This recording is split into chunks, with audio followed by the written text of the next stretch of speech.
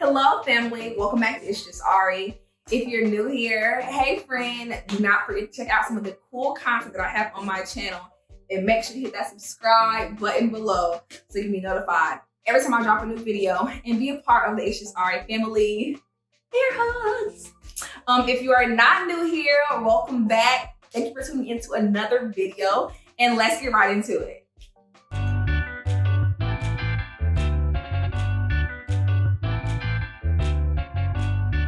So, the Ari affirmation of the day is I am full of life and acceptance. I love this one. Anyone can use this for any stage you are, any trial you're going through in your life, any season you're in. You are full of life and you are full of acceptance. Accept everything that God is giving to you, the atmosphere is giving to you from your relationships, from your friendships. Accept it and remind yourself that you are full of life. You're not full of negativity. You're not full of bad vibes. You are full of life and positivity and lights. So we're going to comment that below, down in the comments, make it your screensaver, put it in your journal, or hey, tell a friend, it doesn't matter. Remember, you are full of life and acceptance. So meditate on that affirmation all day. Let's get right to the video. So thanks for tuning in to our next installment of Cocktails and Conversations. Let me keep it real with y'all for a second, okay? Your girl don't like doing hard liquor on Sundays, okay? I don't, and it's a Sunday, so I'm doing wine. So if you are that pressed about wanting a new cocktail recipe, please let me know in the comments. And in my next video, I will make sure that I include 2 cocktail recipes to make up for today. But for today, I'm just having this glass of Sauvignon Blanc, Sauvignon Blanc, Sauvignon Blanc. Or this, I just sip on my Sauvignon Blanc. Delicious Sauvignon Blanc. This is from Scissor Kicks Cellars. Their Sauvignon Blanc. I hope I'm saying it right, y'all. My Sauvignon Blanc. But fire, not too dry, not too sweet. But if you are like me, where you're like trying to get into classier wines and not just your barefoot that you find in your Kroger and stuff, then I would definitely recommend this. I will link it in the description below. It's a great intro wine if you're trying to take that next step to being a wine connoisseur, I guess. Anyway, let's get to some content for today. Today we're talking about fight or flight in relationships. Have you ever been in one of those times or seasons when it almost seems easier to cut someone out of your life than it is to fight for them and for that relationship, right? I know we've all been there. I know I've been there. So this is where that fight or flight comes in. Either A, you know what? You did me wrong. I'm pissed. I'm hurt. I'm upset. But we're going to work through it. Or B, you did me wrong. I'm done with you. Forget what that friendship meant for my life. Forget what that person meant for my life. Forget what that family member meant for my life. I'm done. And I don't want this, this idea to be misconstrued as I'm saying let whoever treat you however, you better fight for that. And I'm not saying that. Because I think there are some scenarios where no, deuces, get them folks out your life, move on, boss up and be better. But I think there also are times when we're too quick to cut people off. And we don't give folks a chance to mess up. Right? No one's perfect. Nobody but God, right? If God can forgive me and everybody else for all of our sins, who am I to not forgive you? Who am I to cut you off? Has God ever cut you off? No. Has God ever cut me off? No. So this almighty power, this God, this higher being, my savior, my father, if he can sit here and say, I don't cut folks off, I forgive them. Who am I? Who is little old Arion? Who is It's Just Ari to say, I'm cutting him off? When it's not a valid reason behind it. When it's not God saying, get these folks out your life. Who am I to cut them off? Right? So that's what we're talking about today. Fight or flight in relationships. This topic is really personal to me because when me and my fiance were early in our relationship, I was a flyer. I wasn't a fighter. Things getting tough. We argue. Bye. I gotta go. You yelling at me. I'm yelling at you. Bye. I gotta go. We disagree. I said, no. Deuces. that's what I did. I would leave. Because with heated argument and in my head, if I feel like, okay, boom, we here, we're not understanding, we're not agreeing, what am I still here for? I'll just walk out. I'll leave. And there's so many times my fiance was just like, you can't keep doing that. Like, either we're gonna sit here, we're gonna go through it, or you're gonna be done. I'm not gonna just keep letting you walk off and wait until you're ready to come back and finish it. That's not fair. So I had to really learn, like, and I had to not only learn the tools to help me stay, and to help me stay in a way so I wasn't staying so I could cuss you out. I wasn't staying so I can yell at you. I'm staying so that we can get through this problem together. Because it's us versus the problem, right? It's not us versus each other. It's us versus the problem. Even in friendship, there have been times when I've wanted just to cut somebody off. And I have before. Like, you know what? I don't agree with you right now. I don't see how you can do me like that. I'm done. It could have been miscommunication. It could have been, you know, maybe it just was that person was going something that I didn't recognize at that time. And I'm thinking like, I'm taking everything personal when it wasn't even about me. And I should have been a better friend to that person. But instead, what I do?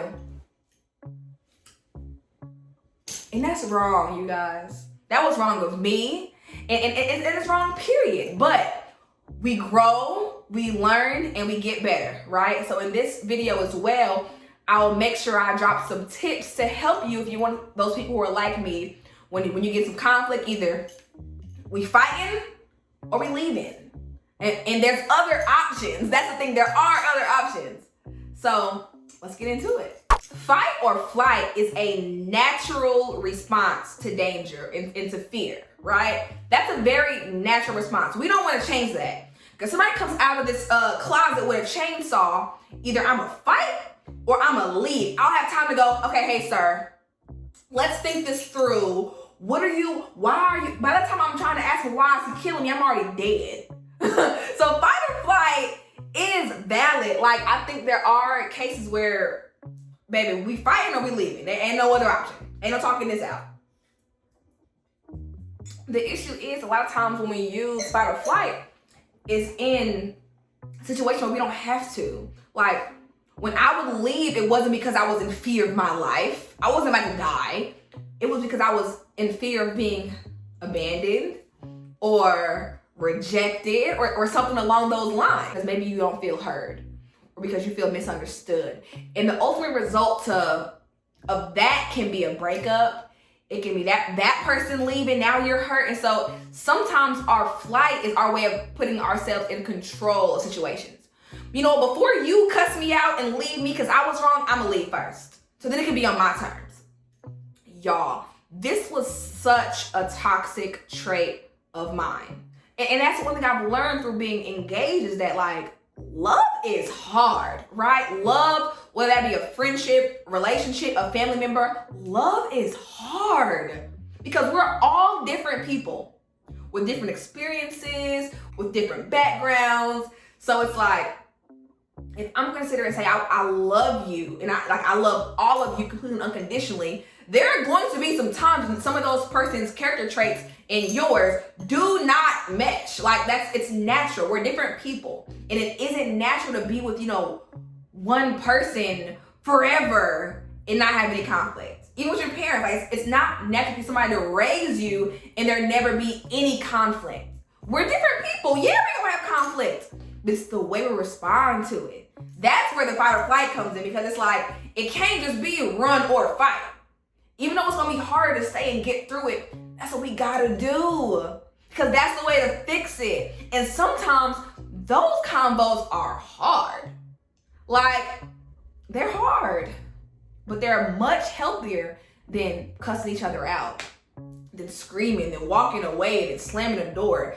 They're harder, but in the grand scheme of things, it really goes to show like how meaningful the relationships in your life are. Because if I ran away every time me and Tyler were getting an argument, I wouldn't be here with this ring on my finger right now. So here are some different solutions for if you're someone who's like me and feels like a lot of times when you're faced with either like fight or flight, when you're arguing with somebody, you feel like you're attacked or anything, like you just will leave, or you'll start like cussing them back out, like who you talking to? You know what I'm saying? Like, if you're one of the people who are like me, stay tuned, because I have some solutions for you that can really help you remember that it's not just fight or flight. There are other options. So solution number one, an idea could be to, when you're getting to that point where you feel like, you know, your throat get a little tight, you feel you getting mad, you getting upset, it's getting a little heated, take 15 minutes of just silence. Sometimes me and my fiance will say, I need a minute, and we'll sit right in that same space. Or if we're in the bed, we're gonna be laying there mad. Just give me some time. And that's so much healthier than one of us like leaving, because then it's like, what are they doing? What are they thinking about? Are they like, oh, they must like, I see you just sitting there with a blank face. This solution really helps because you see the other person struggling at the same time. So it lets you know like, okay, this isn't just hard for me. They're struggling too. Like they feel this too. There was a time me and my line sister, we were arguing, we were in a car. So of course we couldn't walk away because we're in the car together. Where are you going? We arguing, I pulled over, we had yelled at each other and everything. So then she like, I'm like, you know what, I'm gonna take you back home. She's like, okay, you know, fine, whatever. We driving back home, and like 2 minutes later, we're in the car like crying, laughing, hugging, because it's just like, this was so stupid. What are we even, like, it was, literally, you guys, I can't even remember what the argument was about. Probably a stupid boy. But it was just like, it was so dumb. But had we been somewhere where I could have left, I would have left, or she would have left, and it would have been an issue. But since we were forced to be in that same space, we just kind of have to realize a few minutes later, like, bro, let's solve this. Like, this is dumb. And that's literally how it goes. If you take a few minutes of space, but you're in the same space, 9 times out of 10, y'all are both damn near gonna just move on and like be okay with it. There have been so many fights me and my fiance have had where we got into it and we both kind of sat there and been like, okay, anyway, so you wanna watch this new like Netflix show? And things will be normal because it was like, it wasn't that deep anyway. It wasn't that deep. But when you storm out, now you're not only dealing with the issue, you're dealing with the, well, why'd you leave? Where'd you go? What was you doing? You got the awkwardness when you come back. Like, it's just so, just don't go. Just stay there. And it will be uncomfortable those first few times, but I promise, over time, you will get so used to it. And you won't even think about leaving anymore. Because for what? You know you come back home. Where you going? Where you going? The second solution is a lot more longer term. This one is really focused on healing y'all know I love talking about the inner child, but your inner child and just your inner self, honestly, so that you won't even feel those fight or flight like feelings, I guess. Because remember how I said earlier, fight or flight is triggered when you're in fear for like your life, or if you're in fear of abandonment or rejection. But let's say you don't fear abandonment.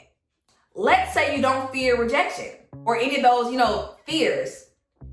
You won't have that fight or flight in those situations because you're not scared of anything. I found out that I had some really serious, honestly, abandonment issues. And I had a fear of rejection too.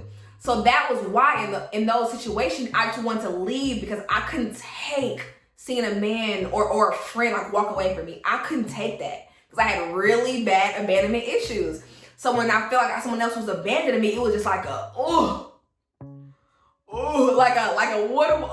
was like, even thinking about it now gets me kind of like, because it's just, I don't have the right, I'm not a counselor, so I don't know the words to tell you to fix your abandonment issues, because that's what I'm still in therapy for. But it's scary. It's a scary feeling. But I'm so secure in my relationship now that I don't fear abandonment with my fiance. And that's been the biggest, almost like, saving grace of our relationship was my inner work. Because now that I'm not scared that he's gonna leave me, even if I mess up, even if I am a little moody, even if I do snap on him, if he's not going nowhere, like I know I'm not going nowhere, we can work through anything. So we argue now, it's not like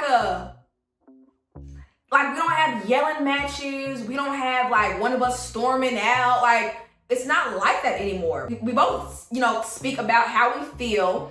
Where was there the miscommunication that resulted in this? And we get through it. Like, I'm not, where is he going? We about to get married in 4 months. Where you going, boo? And I know that. And he knows that. So it makes it so much easier to get through our conflict because I know he's not abandoning me. It's like a switch in our relationship went off when I figured that out. So I think if you're with somebody, for the longer term, so like your parents or something, and you do have some of those inner issues that are like triggered. And when I say triggered, I mean like there were times when Tyler would do or say something to me that would hurt my feelings, and I would think like something like in the past that made me feel that same way. And I would like pull all that hurt together, and now I'm just like super mad. And he's just like all I did was say this. But I'm just like, no. Because he's unlocked this whole like new level of anger inside of me, and he's just like, huh? You have to heal so that you're only addressing the one issue, and you're not pulling all this hurt from all these similar issues that you haven't healed from. So that was solution number 2. The third solution, I love this one, is to create a space between what triggered you and your response to it. Let me sip my wine on that one. Because y'all don't understand how underrated this like tip is. Folks will say, count to 10 or just go. Like, that stuff works. Before I respond to most things now, I process it. I have to process. And sometimes somebody may say something to me that I don't necessarily like. I may not address it until 3 or 4 days later because I have to process. I have to make sure it was worth bringing it up.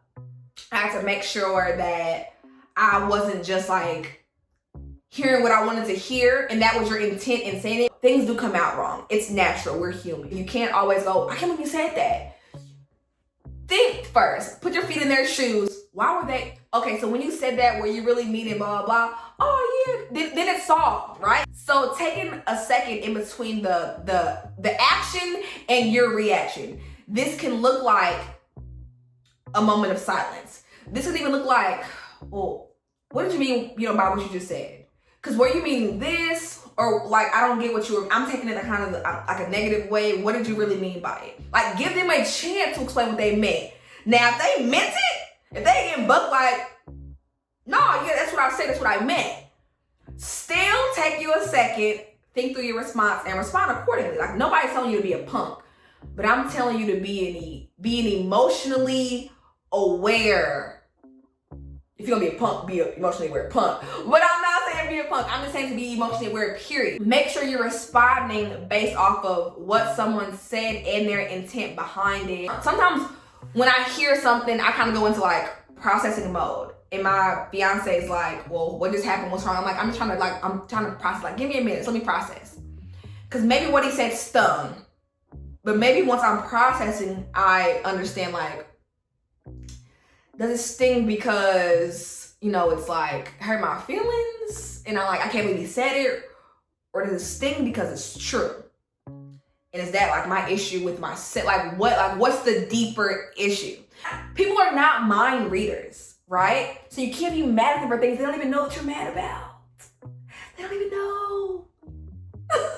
They literally don't know. So take a minute, process, and make sure you're really mad at the right thing and at the right person. Okay? My next solution is to make requests instead of complaints. Woo! If you make things a request instead of a complaint, instead of get it. Like, don't start the argument off of a complaint. Start off with a request. That can be used in multiple different scenarios, but that's just an overall ask, don't complain. This is the biggest one. This next solution is absolutely the most important one on this list. If you have tuned out to everything else I've said, please tune into this. Learn how to apologize. Not just, I'm sorry, but learn their apology language. Because just like we have love languages, we have apology languages. And I'm a firm believer. And it does not matter how you say sorry if it is not in that person's, apology language. If my man buys me 3 diamond rings, goes, here, baby, I messed up. Here you go. That's not gonna hit the same for me as it will unless if he comes to me like and goes, baby, I understand what you were saying. I thought about it. I'm so sorry. I'm a words person. Tell me why you did it, right? Tell me that it won't happen again. Tell me that you understand why I'm upset. Make sure that I know that you know how you messed up and why I'm upset and why you're apologizing. Like, if you don't know those things, don't say sorry to me. Because if you go, and I'm really sorry, and I go, why? Like, tell me the reasons why you're sorry. And you don't know, it probably don't mean, it don't mean nothing to me. You just saying sorry to say it. You don't know why you're saying it. You know what I'm saying? So learn what kind of apology your partner needs. Tyler, all he needs is my bad. He's good. Like, I've been one all like, babe, I've been thinking about this all night. Yesterday, I said this, y'all, I'm so sorry. Like, why would I do that? I'm all deep with it. He's all just like, oh, babe, you good. It's cool. I don't care. Once he hears, like, sorry, he's good. Whereas me, oh, babe, I'm sorry, my bad. Continue. What else? Huh? Where's the rest of, like, I need to hear the book. Like, tell me everything about this apology.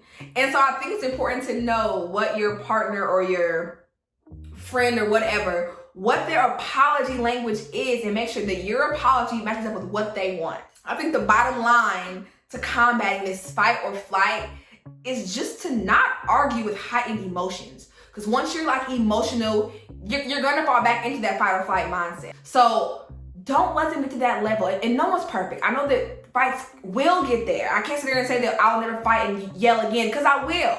But I think now that I'm cognizant of that, I can be really intentional that when I get to that point, let me bring it back down. Let's take some space. Let me go process. Let me use some of these solutions that I learned today and implement them so that I'm responding correctly to conflict. And I'm not just remembering to fight or flight, right? Okay. I think a lot of times we see these like perfect relationships on social media and in TV and movies and books, and we think that's how it's supposed to be. So I pulled together a list of like all these relationship myths that we think we have to hold, and I want my life to be just like that. Like, here's some myths about relationships that we need to not believe in, that may help with fight or flight. Because if you don't have like a super high expectation of where you should be in your relationship or in your friendship or whatever, maybe you won't respond so crazily when that standard is tested. A good relationship means you don't have to work at it. Baby, that's false times a billion gazillion. When I tell you that me and my babe are so intentional in every piece of our relationship, we have conversations about every piece, because you have to communicate. You have to communicate and make, group decisions and hold yourselves to it. So that means having hey, we're going to be intentional in setting a weekly time every day to have like a relationship talk. Do that. If that means, hey, we're going to have once a month, we're going to go on our date night. Do that. Like, whatever works for you, be intentional about it, because you have to work at it. It won't just come naturally. It won't come easily. Well, I thought that once I got engaged, I could switch with flip, and I would just be like, boom, perfect wife. Yes, I cook, I clean. No, it did not work like that. It doesn't work like that. I'm intentional in making sure that I'm cleaning and making sure I look a certain way. I'm intentional in when I'm cooking. I'm intentional in how I'm supporting my husband. Like, I have to be very intentional and write these goals down, see a vision, and actually do it. It doesn't just come naturally or easily to anybody. He or she should know how I feel. No one's a mind reader. Your partner's not a mind reader. I don't care if you've been married for 1 year, 20 years, or y'all just start dating. That's been your best friend for however long. She cannot read your mind. Yes, she may know you. Yes, he may know you very well. That does not make them read your mind and see how things will affect you, when things will affect you, what they should do about it. You have to guide people through what you want and what you need. And I promise you, if they love you, they'll make sure that it's given to you. I'm one of those people who feel like if you really love somebody, through the years, things will definitely look different. Like, me and Tyler now will look different with me and Tyler as parents. Our passion, our love is gonna look different, but I think as long as you're intentional in making like time for each other and communicating your needs, even as they fluctuate as you grow, because we're two different people and we're gonna grow. So continuously communicating what I need and when I need it as it changes, I think will be our best bet to making sure that passion never does fade. So I think that's a myth. If you think it's true or whatever, drop a comment and let me know, because I'm still learning. I'm on the journey right with you guys too. So we're really learning together. So comment below on any of these myths or any of the solutions either, on if you agree, disagree, what are some myths that maybe you knew about before that maybe, you know, whatever it is you want to just say, comment it below. The next one is fights ruin relationships. No, not resolving fights ruins relationships. How you fight ruins relationships. I don't think the fights themselves ruin it, because like I said, we're all different people with different backgrounds and experiences, and we're going to handle things differently. So there's always going to be conflict, right? There'll always be arguments and fights. It's how you fix them, how you solve it. So I think that as long as you're intentional, that's like the word of the day, as long as you're intentional in resolving situations healthily, then I think that no, fighting is normal and it's okay. It's okay to fight. So that wraps up my video for fight or flight in relationships. I really hope you guys enjoyed it. Don't forget to like, comment that affirmation earlier. Remember, I felt life and acceptance. With thumbs up, subscribe to my channel, and all that great stuff. Cheers, mate.